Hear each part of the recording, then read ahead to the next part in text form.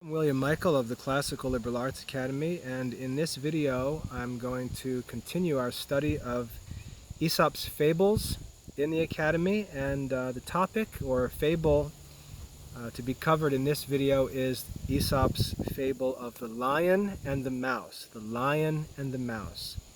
As we usually do, we'll read through the fable together, and then we'll talk a bit about the details of the fable. We'll look at the characters that Aesop chooses to use, and then we'll discuss the moral of the fable and how it applies to our lives. So let's read together the fable of the lion and the mouse. A lion, tired with the chase, lay sleeping at full length under a shady tree.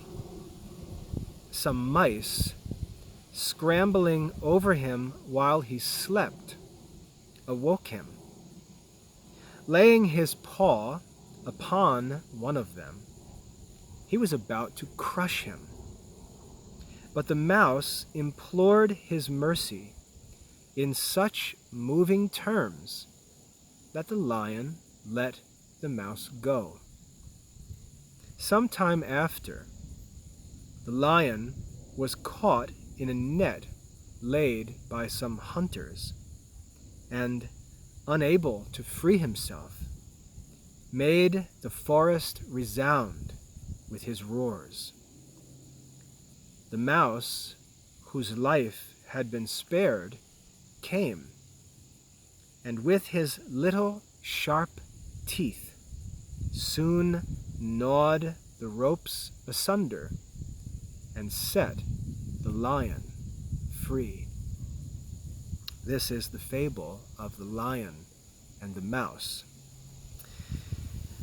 Now, as for the details of this fable, we begin with a little bit of uncertainty, because we read a lion tired with the chase, and there could be two possible meanings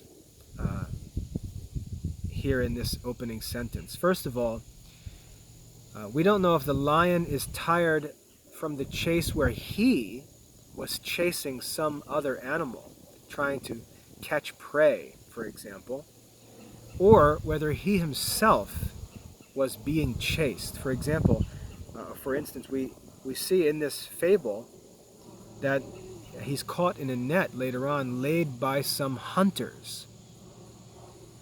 And so we don't know whether the hunters were hunting the lion or whether the lion was chasing some prey. And so we don't know exactly what the details were of this chase that caused the lion to become exhausted. But we're told simply that there was a chase of some kind. The lion was running and wore himself out in this chase.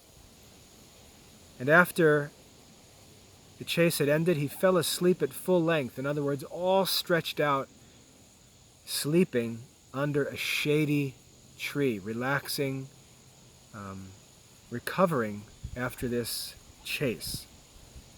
While he lays there, this big, powerful, terrifying, but exhausted lion, some mice were scrambling over him while he slept.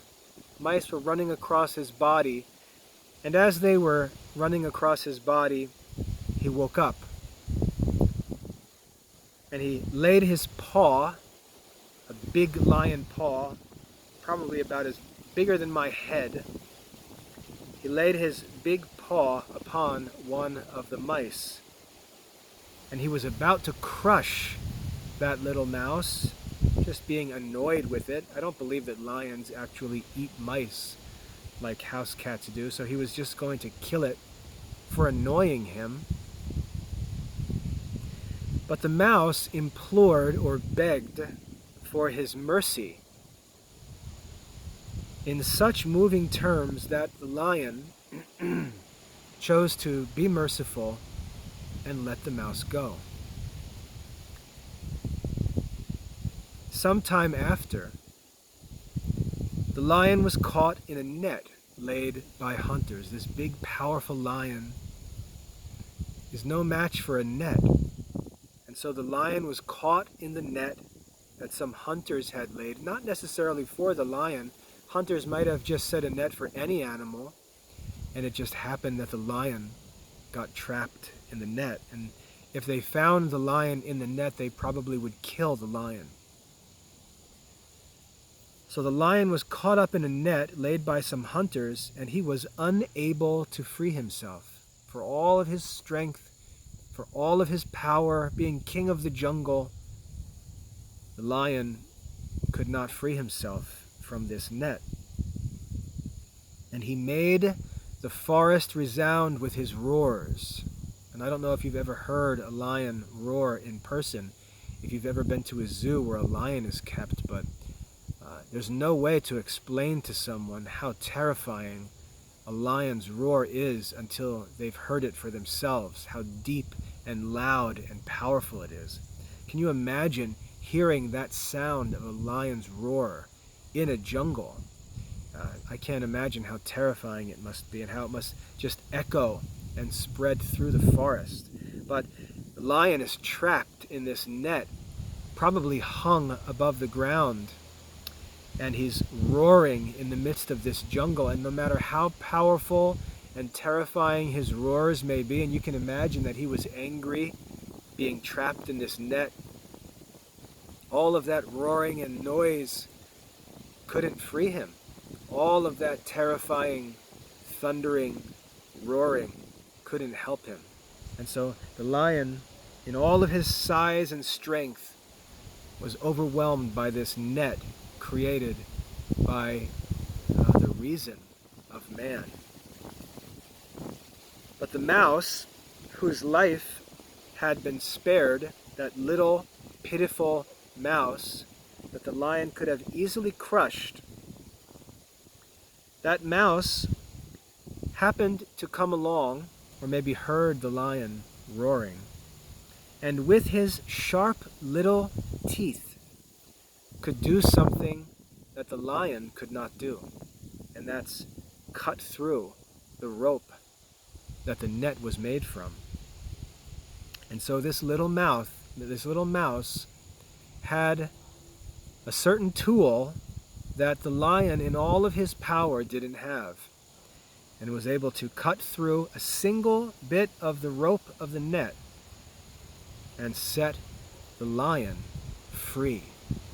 The mouse freed the lion. And this is the fable of the lion and the mouse. So what's the moral of this story? Well, very easily we can think of Jesus's teaching in the Beatitudes, where he says, "Blessed are the merciful, for they shall obtain mercy." Blessed are the merciful, for they shall obtain mercy. And in this fable we see an example of that. This lion could have easily just crushed that little mouse, and he would have reason to do so, because the mice, they didn't need to crawl across him while he was sleeping and annoy him. So he had just cause to kill the mouse if he wanted to, but he chose to listen to that little mouse begging for mercy, and he chose to act mercifully. And then when he came into trouble of his own and was trapped in the net and cried out with his loud roars that spread through the forest, that little mouse heard that lion roaring and thought of that lion not as a big, cruel killer, but as a merciful individual, and so thought to go and help the lion. Sought to not celebrate or mock the lion because he was caught, but rather to return the favor to the lion and do good to the lion as he was able to. And it turns out that the mouse was able, the little weak, pitiful mouse was able to save the lion's life. So we could see this as an example of Jesus' teaching, "Blessed are the merciful, for they shall obtain mercy." It also teaches us, remember, as we think about the characters, look at the parable through the eyes of different characters. Let's look at the fable through the eyes of the lion. The lion could have crushed a little mouse that annoyed him, but the lion made a choice not to. He made a choice to be gentle, to be merciful to this little pitiful mouse and let him go, and then in the next moment finds himself trapped. And you can imagine the lion saying to himself, you see, nothing good happens. There's no point in being merciful because look at me now. If I am merciful, who's going to help me? And you can imagine the lion thinking like that if the lion was reasonable. Obviously, this is a fable, but you can imagine the lion thinking that being merciful was a waste of time. And now look, if you try to be a nice guy, you just end up in trouble yourself. And then imagine the lion seeing that little mouse come across and climb up onto the net and start chewing through the rope, and seeing how his act of mercy actually saved his life. So it's interesting to see the events of the fable through the eyes of the lion. And then also consider the fable through the eyes of the mouse. This little mouse just doing what mice do, being annoying. That's what mice really do. They're just these annoying little rodents, and getting in trouble by being annoying, running across the body of a lion, which is obviously not necessary and is just an annoying mouse-like activity, finds himself in danger where this big powerful lion that he should never even have gone near now has him under his paw and can easily crush him. Begging for mercy, thinking you're at the end of your life, and then seeing the lion suddenly become kind and merciful and letting you go. And then, whether it was a short while later or many days later, hearing the lion in trouble and thinking of the lion differently than anyone else would have thought of the lion. All the other animals would have thought of the lion as a big bully. But that mouse knew from his own experience that the lion had another side to him, a merciful side. And the mouse then felt obliged to go and help the lion, since he had received help himself. There are just so many different meditations we can have in these fables, and that's what makes them so valuable. We could just go on and on thinking about this fable. For example, imagine being that little mouse and nibbling through that rope and setting the lion free, and now the lion's free to go and torment everyone again. Imagine all the other animals. They would probably be angry with this little mouse because the lion was trapped and the mouse chose to set him free. Why would you do that? You can imagine all the other animals being angry at the mouse if they heard the story that the lion was trapped and this mouse set him free. So there's many different meditations that we could have, and that's why these fables are so valuable. We can just keep thinking further and further into the details of the story and drawing out more and more helpful meditations. But the key moral of this story is that if we are like the lion and we're in a position where we have the opportunity to crush someone smaller or weaker than us, we need to consider whether or not that person or thing has a role to play in our lives, and whether we might not be dependent on that weaker person someday. We may also think about our lives through the perspective of the mouse and remember that if someone does good to us and shows us a favor, if we obtain some benefit from someone else, we're obliged to return the favor and help them in their time of need in any way that we can.